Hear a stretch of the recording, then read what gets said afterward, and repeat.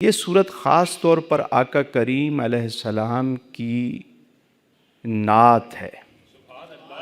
قرآن کریم کی ترتیب کے اعتبار سے 93 سورہ مبارکہ ہے، لیکن ابتدائی دور میں یہ مکہ مکرمہ میں نازل ہوئی۔ اس سورہ مبارکہ کا نام سورۃ الضحیٰ ہے، اور اس کا جو بیک گراؤنڈ ہے، جو شان نزول ہے، اس کو بھی سمجھنا ضروری ہے کہ کس موقع پر اس سورہ مبارکہ کا نزول ہوا۔ جب نزول وحی کا سلسلہ شروع ہوا اور آپ نے پیغام حق سنانا شروع کیا، کچھ وقت کے بعد ایک ایسا ٹائم آیا کہ نزول وحی کا سلسلہ موقوف ہو گیا، کچھ وقت کے لیے رک گیا۔ اور جو محبت والے ہیں وہ سمجھتے ہیں، میں چونکہ یہاں ہمارے نوجوان بھی ہیں، بچے ہیں، آج جو ہمارا یوتھ ہے، جو جینزی ہیں، یہ شاید آسان اردو بھی نہیں سمجھ پاتے، تو مشکل اردو تو بہت دور کی بات ہوئی۔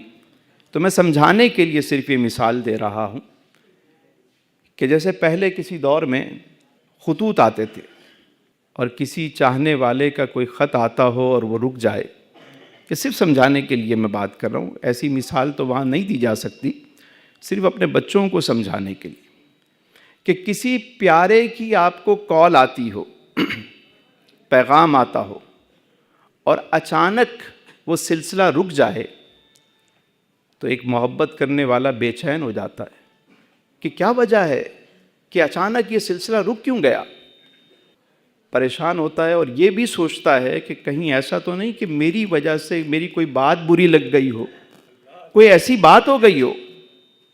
انسان ہے، سوچتا ہے، یہ تو عام لوگوں کی بات کر رہا۔ تو جہاں معاملہ رب تعالیٰ کا ہو اور نزول وحی کا معاملہ ہو، یعنی وہ وحی کی جو لذت ہے، وہ جو قلب مصطفیٰ پر وحی اترتی تھی، اس کی جو حلاوت ہے، اور پھر حضور اسے بیان فرماتے تھے، اچانک وہ سلسلہ رک گیا۔ اور بعض روایتوں میں ہے کہ یہ کوئی 40 دن کا وقفہ آ گیا۔ ایک تو دل پر یہ بوجھ، یہ غم، اور اوپر سے لوگوں نے تانے دینا شروع کر دیے، مشرکین مکہ نے تانے دینا شروع کر دیے، یہاں تک کہنا شروع کر دیا کہ معاذ اللہ، کیا کہیں تمہارا رب تمہیں چھوڑ تو نہیں گیا، اس طرح کی باتیں۔ اچھا، وہ باتیں چونکہ مشرکین کی طرف سے تھیں، حضور اسے بھی سنتے، لیکن جب قریبی کوئی شخص تانا دینا تو اس کا دکھ زیادہ ہوتا ہے۔ تو ابو لہب کا گھر حضور علیہ السلام کے گھر سے متصل تھا، دیوار سے دیوار ملی ہوئی تھی۔ اس کی بیوی تھی ام جمیل، جب اس نے آ کر تانے دیے اور یہی بات کی، تو میرے آقا کریم بہت زیادہ غمزدہ ہوئے۔ اس موقع پر اس سورہ مبارکہ کو اللہ تعالیٰ نے نازل فرمایا۔ اب سورہ مبارکہ کیا ہے؟ ارشاد ہوا والضحیٰ، چاشت کے وقت کی قسم، واللیل اذا سجا، سبحان اللہ، اور رات کی جب وہ چھا جائے، پھیل جائے۔ اب دیکھیے کہ اللہ تعالیٰ نے 2 قسمیں بیان فرمائی، والضحیٰ واللیل اذا سجا، دن کی قسم اور رات کی قسم۔ گویا اس میں میسج یہ ہے کہ محبوب، جس طرح کبھی دن بڑا ہوتا ہے، رات چھوٹی ہوتی ہے، کبھی رات بڑی ہوتی ہے، دن چھوٹا ہوتا ہے، اس میں حکمت ہے، اسی طرح کبھی وحی نازل ہو، کبھی وقفہ آ جائے تو اس میں بھی حکمت ہے۔ دل چھوٹا نہ کرو۔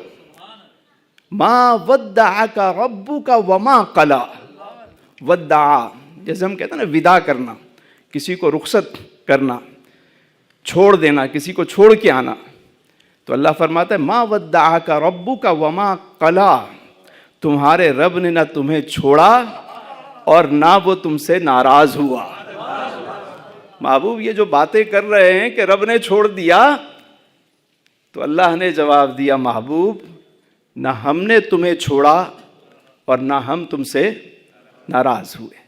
بعض مفسرین نے کہا کہ والضحیٰ سے مراد حضور کے رخ روشن کی بات ہو رہی ہے. محبوب تمہارے رخ روشن کی قسم. اور واللیل سے مراد حضور کی سیاہ زلفوں کی قسم.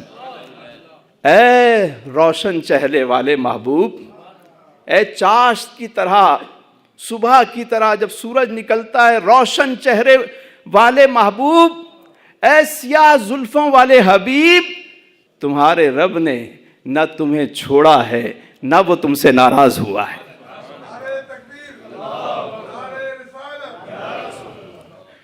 یہی بات امام نے بھی بیان کی. آپ فرماتے ہیں ہے کلام الہی میں شمس الضحیٰ.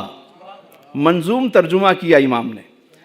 ہے کلام الہی میں شمس الضحیٰ، تیرے چہرہ نور فضا کی قسم. قسم شب تار میں راز یہ تھا کہ حبیب کی زلف دوتا کی قسم. تیرا مسند ناز ہے عرش بری، تیرا محرم راز ہے روح امی.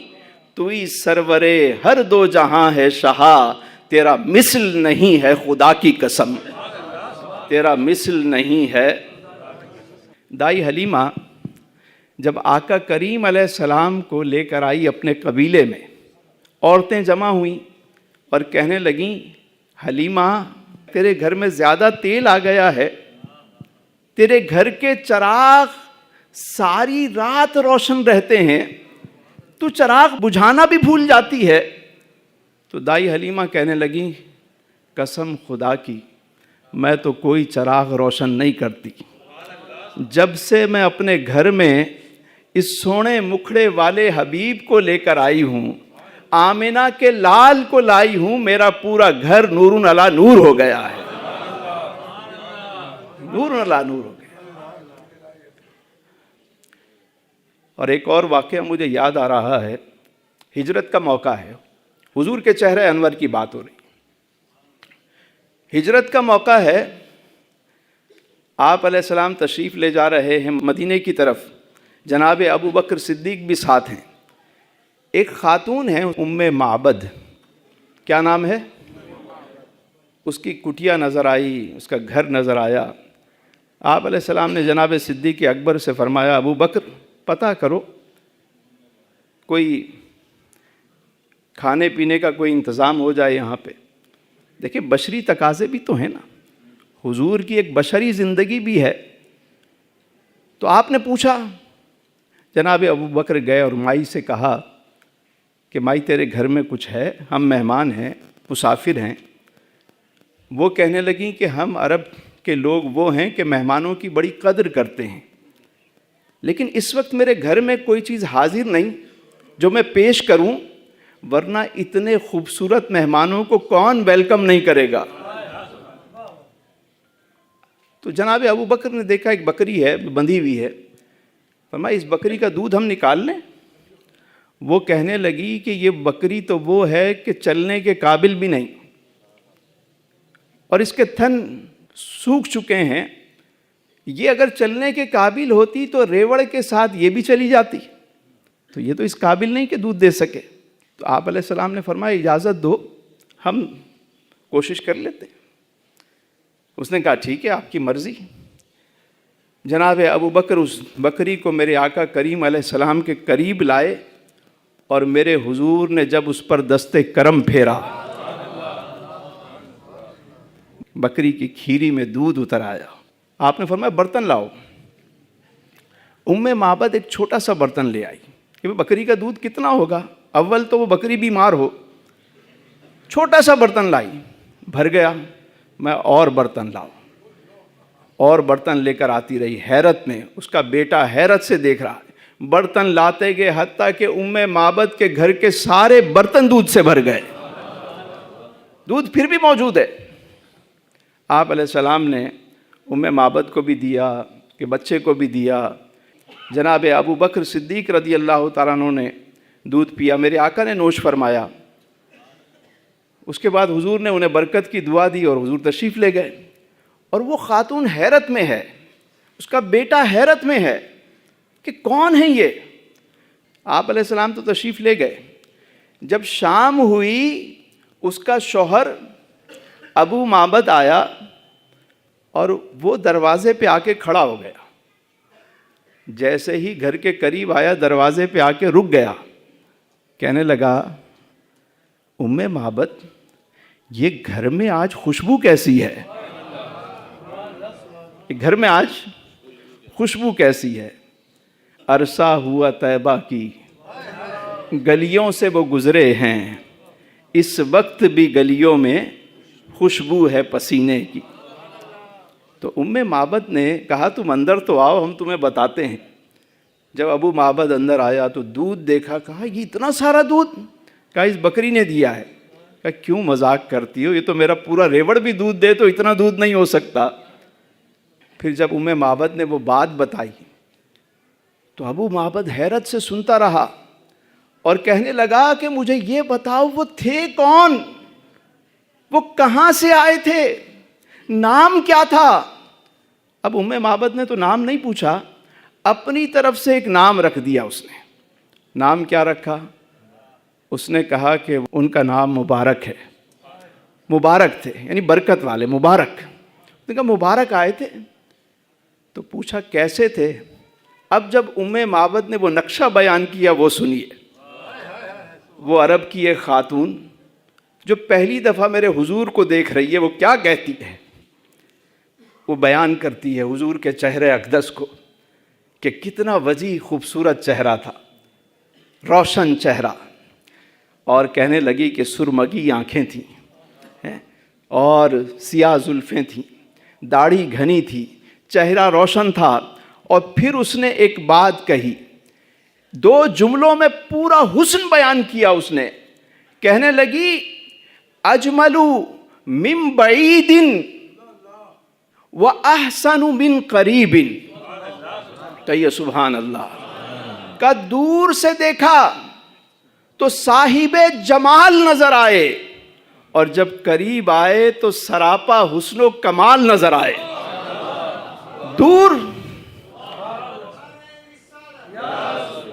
دور سے بھی حسین اور قریب سے اور زیادہ حسین. یعنی یہ بڑی بات ہے. بعض لوگ دور سے بڑے حسین لگتے ہیں اور کبھی واسطہ پڑ جائے. ہمارے یہاں کہا جاتا ہے نا بندہ بڑا ہیرا ہے بس کبھی واسطہ نہ پڑے. بعض لوگ دور سے بڑے اچھے لگتے ہیں، قریب سے اچھے نہیں لگتے. میرے سرکار وہ ہیں کہ جس نے قریب سے دیکھا، بہت قریب سے دیکھا، سامنے بیٹھ کر دیکھا. اس نے کہا وَأَحْسَنُ مِنْكَ لَمْ تَرَ قَطُّ عَيْنِي وَأَجْمَلُ مِنْكَ لَمْ تَلِدِ النِّسَاءُ خُلِقْتَ مُبَرَّأً مِنْ كُلِّ عَيْبٍ كَأَنَّكَ قَدْ خُلِقْتَ كَمَا تَشَاءُ. اور جس نے 1400 سال کے فاصلے سے دیکھا اس نے کیا کہا؟ گولڑے کی سرزمین پر کھڑے ہو کر دیکھا. کیا کہتے ہیں؟ کہتے ہیں کہ مکھ چند بدر شاشانی ہے، متھے چمکے لاٹ نورانی ہے، کالی زلف تے اکھ مستانی ہے، مخمور اکھیں ہن مد بھریاں. اس صورت نو میں جان آکھاں، جان آکھاں کہ جانے جہان آکھاں، سچ آکھاں تے رب دی میں شان آکھاں، جس شان تو شانہ سب بڑیاں.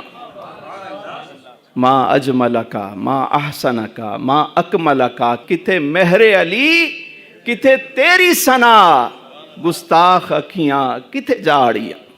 پھر فرمایا وَلَلْآخِرَةُ خَيْرٌ لَكَ مِنَ الْأُولَىٰ. محبوب تمہاری تو ہر آنے والی گھڑی پچھلی سے بہتر ہے. ہر آن حضور کی شان بڑھ رہی ہے، بلند مقام بلند ہو رہا ہے. اور دیکھیے کہ آج 1500 سال گزر گئے لیکن آج بھی ہر جگہ چاہے وہ حضور کا ذکر نماز میں، اذان میں، کلمے میں، جگہ جگہ محفلیں. دنیا میں جو سب سے پہلی اذان ہوتی ہے فجی میں ہوتی ہے، بلند ہوا. پھر اس کے بعد آسٹریلیا، انڈونیشیا، نیوزی لینڈ، پھر یہ ہوتے ہوتے پوری دنیا میں اذان پھیلتی ہے. دنیا کے کونے کونے میں میرے حضور کا ذکر ہو رہا ہے. اور فرمایا وَرَفَعْنَا لَكَ ذِكْرَكَ. محبوب ہم نے تمہارے ذکر کو بلند کر دیا. محبوب چہرہ تیرا ہوگا، والضحیٰ میں کہوں گا، زلفیں تیری ہوں گی، واللیل اذا سجا میں کہوں گا، محبوب شہر تیرا ہوگا، لا اقسم بہذا البلد میں کہوں گا، دشمن تیرا ہوگا، انا شانیہ کا هو الابتر میں کہوں گا، محبوب سفر تیرا ہوگا، والنجم اذا ہوا میں کہوں گا، بول تیرے ہوں گے، وما ینطق عن الہوا میں کہوں گا، محبوب ذکر تیرا ہوگا، ورفعنا لک ذکرک میں کہوں گا، محبوب توحید میری ہوگی، رسالت تیری ہوگی، عطا میری ہوگی، تقسیم تیری ہوگی، یہ خلقت میری ہوگی، حکومت تیری ہوگی، جبریل میرا ہوگا، وہ خادم تیرا ہوگا، براق میرا ہوگا، سواری تیری ہوگی، صدیق میرا ہوگا، وہ یار تیرا ہوگا، عمر میرا ہوگا، مراد تیری ہوگی، عثمان میرا ہوگا، داماد تیرا ہوگا، علی میرا ہوگا، فقیر تیرا ہوگا، یہ زہرا میری ہوگی، وہ بیٹی تیری ہوگی، حسن میرا ہوگا، نواسہ تیرا ہوگا، حسین میرا ہوگا، نواسہ تیرا ہوگا، بلال میرا ہوگا، وہ عاشق تیرا ہوگا، اویس میرا ہوگا، وہ شیدا تیرا ہوگا، جو عاشق تیرا ہوگا وہ عاشق میرا ہوگا، جو دشمن تیرا ہوگا وہ دشمن میرا ہوگا، یہ سنی میرے ہوں گے، دیوانے تیرے ہوں گے۔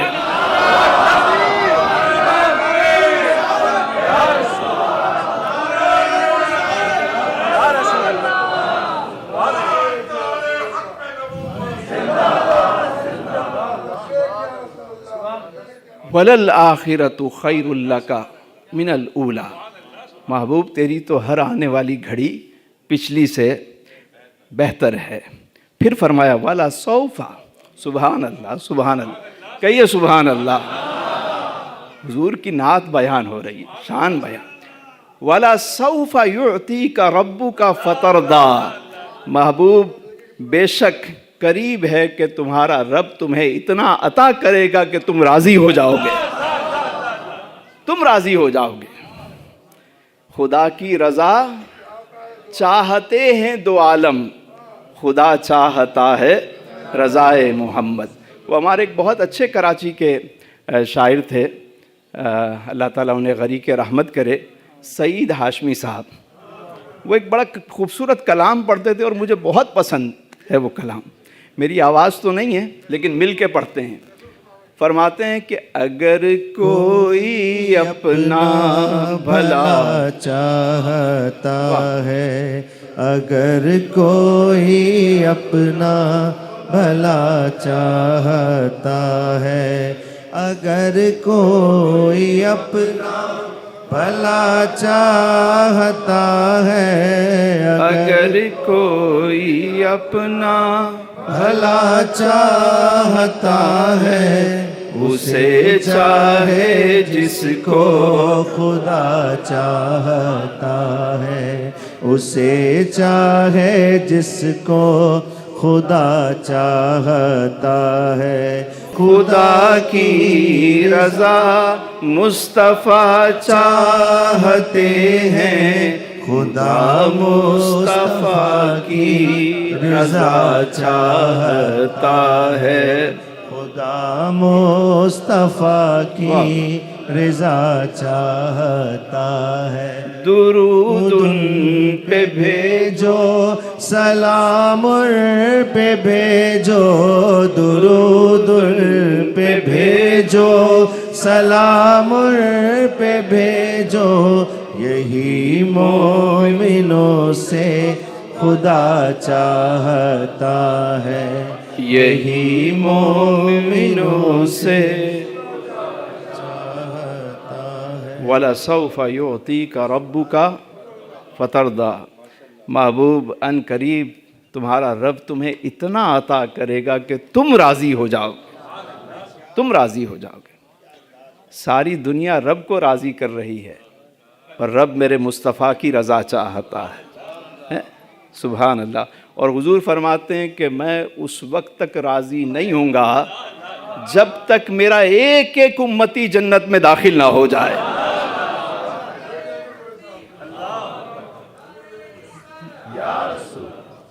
وَلَسَوْفَ يُعْطِيكَ رَبُّكَ، پھر فرمایا أَلَمْ يَجِدْكَ يَتِيمًا فَآوَىٰ، کیا اس نے تمہیں یتیم نہ پایا پھر جگہ دی. محبوب یتیم پایا تو کیا جگہ نہ دی, آغوش رحمت میں جگہ نہ دی؟ اچھا اس کو بھی سمجھیے, میرے آقا کریم در یتیم ہیں, یتیموں کے والی ہیں. گویا رب فرما رہا ہے محبوب جب آپ بچپنے میں یتیم تھے ہم نے تو اس وقت تمہارا خیال رکھا, تمہاری حفاظت کی, تو کیا آج ہم تمہیں چھوڑ دیں گے؟ انداز تو دیکھیے محبت کا. محبوب غور تو کریں, جب آپ یتیم تھے, جب ہم نے آپ کو جگہ دی, آپ کا خیال رکھا, تو کیا آج ہم چھوڑ دیں گے آپ کو؟ ان کی باتوں میں نہ آئیں جو کہتے ہیں کہ تمہارے رب نے تمہیں چھوڑ دیا. محبوب ہم نے تمہیں نہیں چھوڑا, نہ ناراض ہوئے. پھر فرمایا علی بھائی یہ جو آیت ہے نا یہ حضور کی نبوت پہ بھی دلالت کرتی ہے. جو لوگ کہتے ہیں نا کہ آپ علیہ السلام کو نبوت 40 سال کے بعد ملی, اور یہاں اللہ فرما رہا ہے محبوب حالت بچپنے میں ہم نے تو اس وقت خیال رکھا کہ اللہ فرما رہا ہے ہم تو اس وقت بھی محبوب تمہارے ساتھ تھے. ہاں میرے سرکار نے اعلان نبوت 40 سال کے بعد کیا, ورنہ حضور تو اس وقت بھی نبی تھے جب آدم مٹی اور پانی کے درمیان تھے. اس وقت بھی میرے سرکار نبی تھے. بحیرہ راہب نے گواہی دی, نستورہ راہب نے گواہی دی, ورقہ بن نوفل نے گواہی دی, اور سب جگہ چرچے تھے آپ کی ختم نبوت کے. نبی آخر الزمان کی آمد کے سب منتظر تھے. تو یہ جو بات ہمارے یہاں کی جاتی ہے اس کا بھی خیال رکھا جائے کہ آپ علیہ السلام نے اعلان نبوت 40 سال کے بعد فرمایا. پھر فرمایا وَوَجَدَكَ ضَالًّا فَهَدَىٰ, اور اس نے تمہیں اپنی محبت میں گم پایا تو اپنی طرف راہ دی. اعلیٰ حضرت نے جو ترجمہ کیا وہ بھی میں عرض کر دیتا ہوں. اعلیٰ حضرت فرماتے ہیں اور تمہیں اپنی محبت میں خود رفتہ پایا تو اپنی طرف راہ دی. خود رفتہ یعنی اس بات کو بھی سمجھنا ہے. بہت سارے لوگ اس آیت کا ترجمہ کرتے ہوئے پٹری سے اتر گئے, کیونکہ یہ وہ قرآن ہے یُضِلُّ بِهِ کثیرًا وَیَہْدِی بِهِ کثیرًا. بہت سارے لوگ اس قرآن سے ہی ایسے ہیں جو ہدایت پاتے ہیں اور بہت سارے گمراہ بھی ہوتے ہیں, کیونکہ جب تک دل میں عشق مصطفیٰ نہ ہو قرآن سمجھ میں نہیں آ سکتا. یہ قرآن عاشقوں کی کتاب ہے, متقیوں کی کتاب ہے, پاک لوگوں کی کتاب ہے, اور انہی کو سمجھ میں آتی ہے. صاحبو دیکھیے آقا کریم علیہ السلام اللہ کی محبت میں اتنے خود رفتہ تھے, اتنے بے خود تھے, سرشار تھے کہ حضور علیہ السلام پر جب غلبہ بہت زیادہ ہوا تو آقا کریم علیہ السلام غار حرا تشریف لے جانے لگے, اور وہاں کئی روز بیٹھ کر اپنے رب کی عبادت کرتے, وہیں مصروف رہتے. تو جب وہ محبت اور بڑھی, وہ غلبہ اور بڑھا, کیونکہ محبت اظہار مانگتی ہے, اور وہ طریقہ میرے رب نے بتایا کہ محبوب سب سے پہلے اپنے قریبی لوگوں کو دعوت دو, اور یہ سلسلہ وحی کا شروع ہو گیا. یعنی آپ کے ذریعے آپ کی قوم کو, آپ کے امتیوں کو ہدایت ملی. ہمیں جو بھی ملا حضور ہی کے صدقے میں ملا. تو فرمایا اور اس نے تمہیں اپنی محبت میں گم پایا تو اپنی طرف راہ دی. فرمایا وَوَجَدَكَ عَائِلًا فَأَغْنَىٰ, اور اس نے آپ کو حاجت مند پایا تو غنی کر دیا.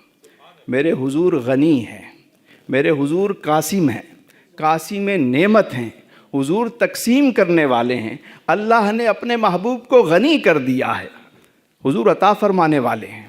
اور یہی بات ہے کہ رب جو ہے وہ عطا کرتا ہے اور مصطفیٰ کریم تقسیم فرماتے ہیں. سچی بات سکھاتے یہ ہیں, سیدھی راہ چلاتے یہ ہیں. رب ہے موتی یہ ہیں قاسم, رزق اس کا ہے کھلاتے یہ ہیں. اللہ نے اپنی محبت سے اپنے سارے خزانے محبوب کو عطا فرما دیے. حضور فرماتے ہیں اگر میں چاہوں تو یہ پہاڑ میرے ساتھ سونا بن کر چلے. لیکن حضور نے دنیا کی دولت کو اپنے ہاں جگہ نہیں دی, جو آتا حضور بانٹ دیتے. اور ایک مرتبہ جناب ابو ہریرہ رضی اللہ تعالیٰ عنہ سے فرمایا، ابو ہریرہ اللہ کی تقسیم پر راضی ہو جاؤ، تم سب سے بڑے غنی ہو جاؤ گے۔ یعنی تقسیم پر اللہ کی راضی ہونا یہ ہے غنا۔ ہم مال و دولت کو سمجھتے ہیں، اللہ نے ہر خزانہ اپنے محبوب کو عطا فرما دیا۔ جب ساری کنجیاں دے دیں، غنی کر دیا، تو پھر کیا فرمایا؟ فرمایا فَأَمَّا الْيَتِيمَ فَلَا تَقْهَرْ۔ تو محبوب جب ہم نے سب کچھ تمہیں عطا کر دیا تو اب کوئی یتیم آپ کے پاس آئے تو اس پر سختی نہ کریں، عطا کریں محبوب۔ وَأَمَّا السَّائِلَ فَلَا تَنْهَرْ۔ اور جب کوئی سائل آپ کے پاس آئے، مانگنے والا آئے، تو اسے بھی نہ جھڑکیں، اسے بھی عطا فرمائیں۔ جب کوئی منگتا آئے، سائل آئے تو عطا فرمائیں۔ میں ایک واقعہ آپ سے عرض کروں۔ میں ایک مرتبہ مدینہ شریف حاضر تھا، قدمین شریفین کے پاس گنبد خضرا کے سامنے، وہاں میں بیٹھا ہوا تھا۔ ایک بابا جی بھی اپنا رخ انہوں نے حضور کے قدموں کی طرف کیا ہوا ہے، گنبد کی طرف کیا ہوا ہے، اور وہ کچھ عرضی پیش کر رہے ہوں گے۔ تو ایک صاحب آ گئے، وہ لال رومال باندھے ہوئے، جسے متوع کہتے ہیں۔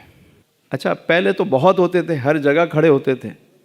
اب یہ بلا جو ہے وہ ٹلی ہے، اب وہاں پہ نظر نہیں آتے، کبھی کبھی کوئی اکا دکا نظر آ گئے تو نظر آ گئے۔ تو میں بیٹھا ہوا ہوں، وہ متوع جو ہے وہ بابا جی کو اس نے یوں کر کے سیدھا کر دیا، جیسے یوں میں کھڑا ہوا ہوں، میرا رخ ادھر ہے اور قبلہ ادھر ہے، تو اس نے یوں کر دیا کہ کعبہ ادھر ہے، تم کیا ہاتھ باندھ کر کے کھڑے ہوئے ہو؟ تو بابا جی چپ رہے۔ پھر اس نے کہا قبلہ ادھر ہے، کعبہ ادھر ہے۔ تو بابا جی کہنے لگے کہ کعبے کا کعبہ ادھر ہے، کعبے کا کعبہ ادھر ہے۔ وہ کہنے لگا کہ میں کہہ رہا ہوں کعبہ ادھر ہے۔ تو بابا جی کہنے لگے کہ آپ نے قرآن نہیں پڑھا مولوی صاحب؟ کہنے کیوں نہیں پڑھا؟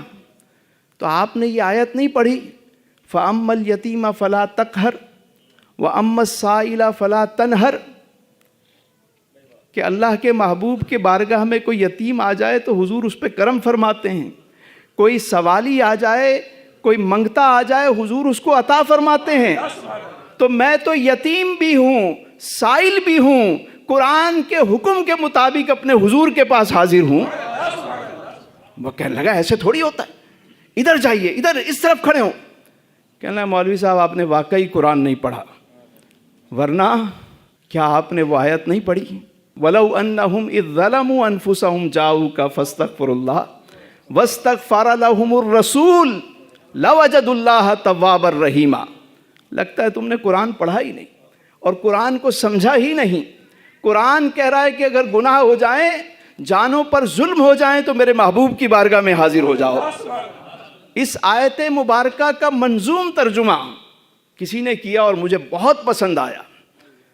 کہتے ہیں کہ مجرم ہو تو جرم اشکوں سے دھوتے ہوئے آؤ، مجرم ہو تو جرم اشکوں سے دھوتے ہوئے آؤ، آؤ در تواب پہ تو روتے ہوئے آؤ۔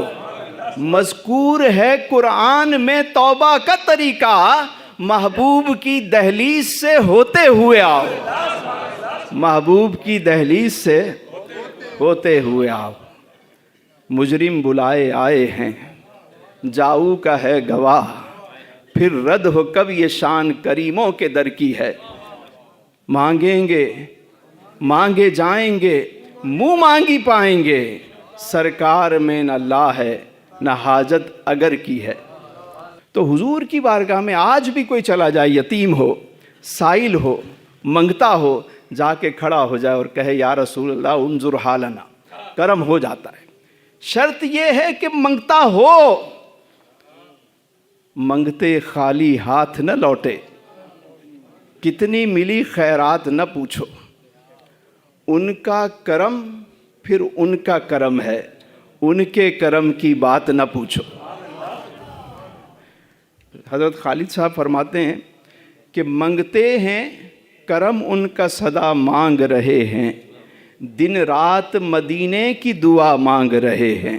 منگتے ہیں کرم ان کا صدا مانگ رہے ہیں دن رات مدینے کی دعا مانگ رہے ہیں کم مانگ رہے ہیں نہ سوا مانگ رہے ہیں جیسا ہے غنی ویسی عطا مانگ رہے ہیں. ماشاءاللہ. وَأَمَّا بِنِعْمَةِ رَبِّكَ فَحَدِّثْ، اور اپنے رب کی نعمت کا خوب چرچا کرے. اللہ جب کوئی نعمت دے خوب چرچا کرے. تو اس سورہ مبارکہ سورۃ الضحیٰ جسے سننے کا اللہ پاک نے ہمیں یہ موقع دیا، یہ سعادت عطا فرمائی. اللہ تعالی ہمیں قرآن کریم سننے، سمجھنے اور اس پر عمل کرنے کی سعادت عطا فرمائے. وآخر دعوانا ان الحمد للہ رب العالمین.